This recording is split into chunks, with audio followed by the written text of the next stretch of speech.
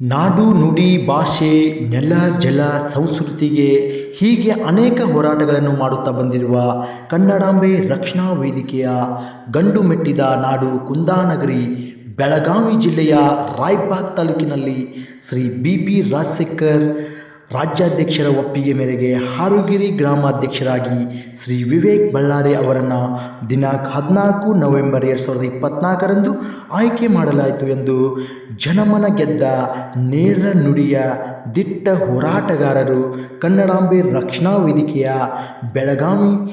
ಬೆಳಗಾವಿಯ ರಾಜ್ಯ ಸಂಘಟನಾ ಕಾರ್ಯದರ್ಶಿ ಶ್ರೀಯುತ ಮಹಾಂತೇಶ್ ಭಂಡಾರೆ ತಿಳಿಸಿದರು. ಮತ್ತು ನಾವು ಕನ್ನಡ ತಾಯಿಯ ಮಕ್ಕಳು, ನಾವು ಯಾವತ್ತೂ ಕನ್ನಡ ನಾಡಿನ ನೆಲ ಜಲ ಭಾಷೆಗಾಗಿ ನಮ್ಮ ಹೋರಾಟ ಸತತ ಮತ್ತು ನಿರಂತರ ಇರಬೇಕು ಎಂದು ಹೇಳಿದರು. ಧನ್ಯವಾದಗಳು.